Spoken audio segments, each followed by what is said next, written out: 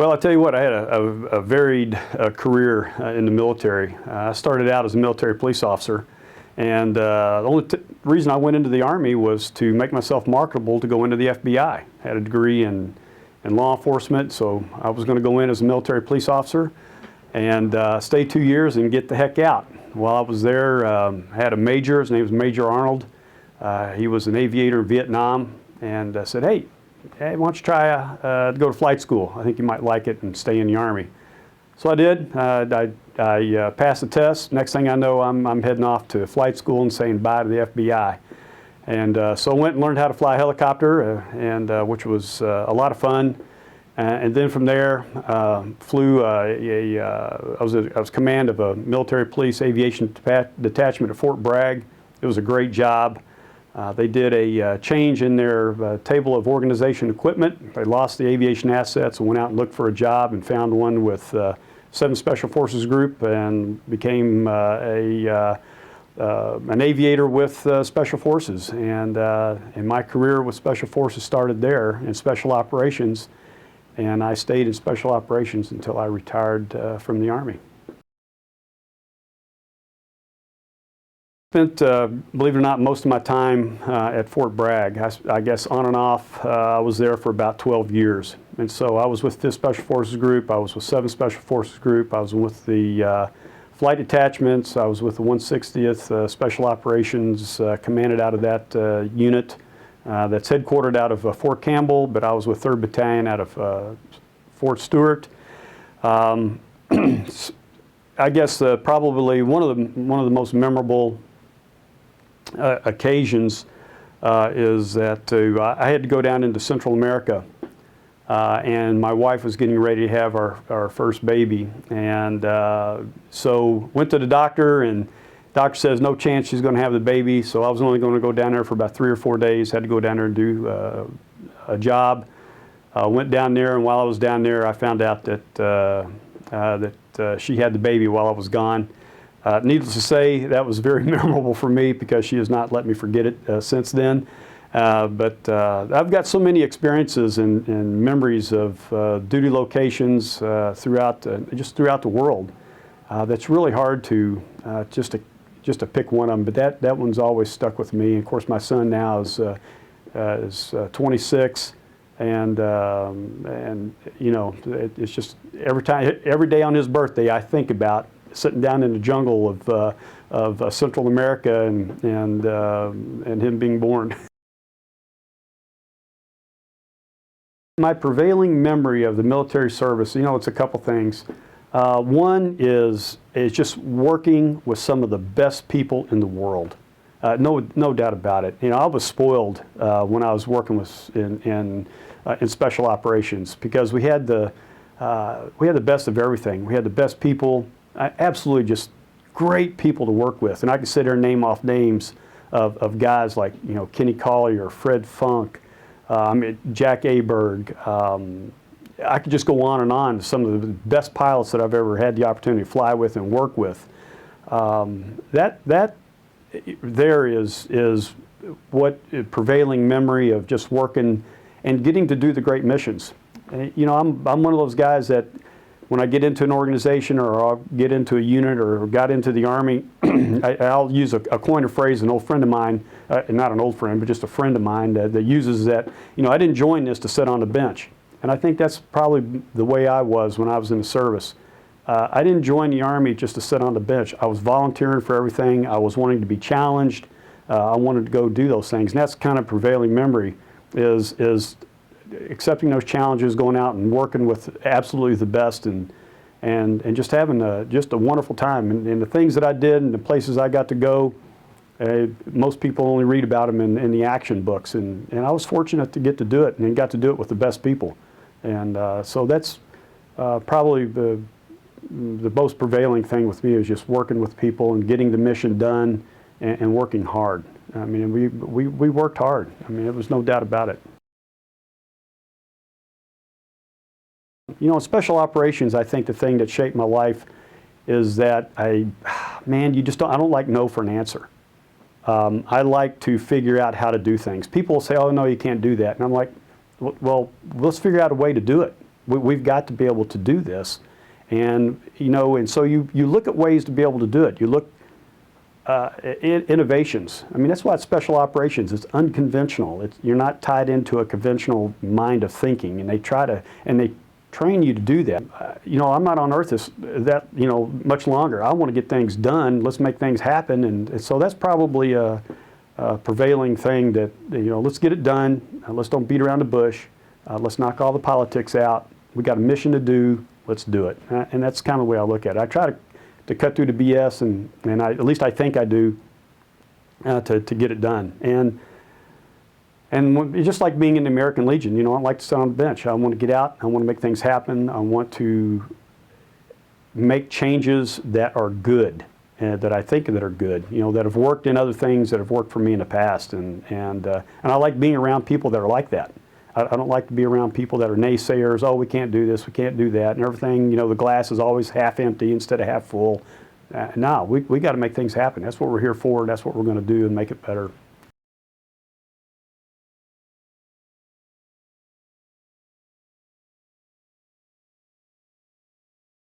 I'd heard about the American Legion, but I didn't really know what it was.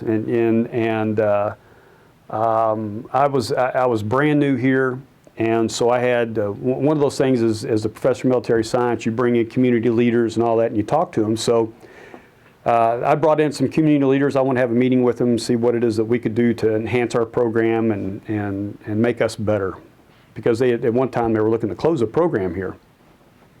So one of the guys that was there was a retired command sergeant major. His name is Perry Roberts. And so Perry was in there, and we've become close friends. So at the end of the meeting, he comes over to me and goes, "Hey, Colonel, you in the American Legion?" And I said, "No, Sergeant Major, I'm not." And I said, "I'm not a veteran." "Well, you can join the American Legion. You're in the Army. You can do that. You can do that now." And I'm like, "You can?" And I said, "Well, Sergeant Major," I says, "well, let me think about it and I'll join." He goes, "No." He pulls out his wallet and he's got an application right there. He said, typical Sergeant Major, put you right there on the spot in front of everybody. They love to do that to officers. So he pulls out the application right there, and I'm like, oh man, okay. So I whip out the checkbook and I write him a check, and I become a member of the American Legion. And this was back in 1995. And right after I gave him a check and handed it to him, he goes, "Colonel," he says, "you know anything about Boys State?"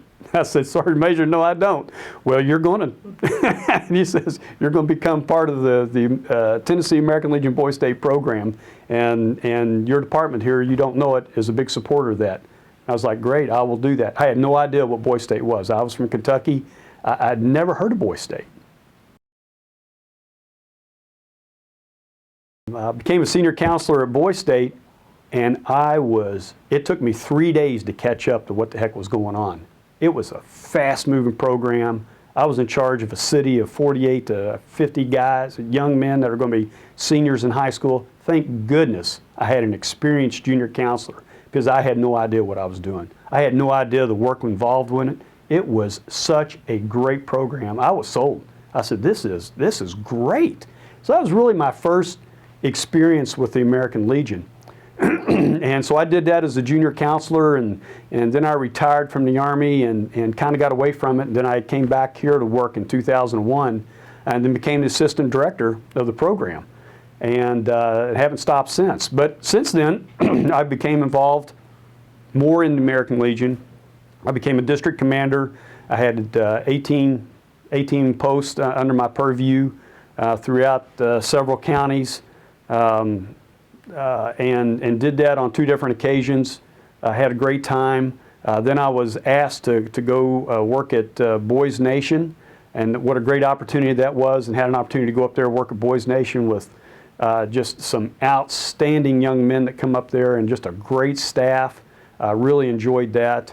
And then through connections with the Boys Nation program, I've been able to do a little bit more at the national level on the National Security Commission, and become really good friends with one of the leaders in the American Legion, as Ken Danielson. Just a great American.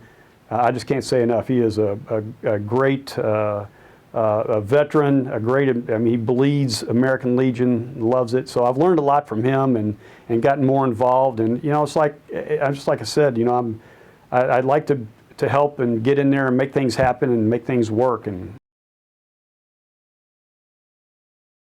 I guess making a difference. Making a difference, hopefully, from the youth that come through the program, and kind of show a professional program that they learn from, getting to meet other veterans and hear their story. Every veteran has a story, and I love to listen to what they have to say. We're starting a student veterans organization here at the university. And so we had an interest meeting, and we had one of the young ladies that's a student here is at the interest meeting, and so we go around, tell what we did, and lo and behold, you know, she worked on an aircraft carrier out on a flight line, you know, sending jets off and landing them and all that, and I was like, oh my gosh, that's one of the most dangerous jobs in the world. And here I got a young lady that's sitting here that did that, and it was cool. And getting to talk to her. So, you know, the American Legion is it's satisfying to get around to meet some of these old soldiers. It's satisfying to see some of the younger soldiers that are coming out of the service. We have 2 Marine Corps veterans that are here on campus that are both double amputee. One from an IED, and I believe the other one was an EOD tech, a captain, that were injured, that are here on campus. And just see them getting around and being a part of it. And it wouldn't have happened, I probably wouldn't be in the position I am if it hadn't been for the American Legion, and doing the things that I'm doing and seeing the veterans and getting an opportunity to work with them. I mean, it's so satisfying to me. We have got to become more futuristic in the American Legion. We have got to have the ability to be able to connect with those new soldiers and sailors and airmen and the Marines that are coming out of the service, because when I see them on campus, they're not like I was. Their heads are in a smartphone. They're on an iPad. They're walking around looking at those. They are working with those. And that's the way I communicate with them.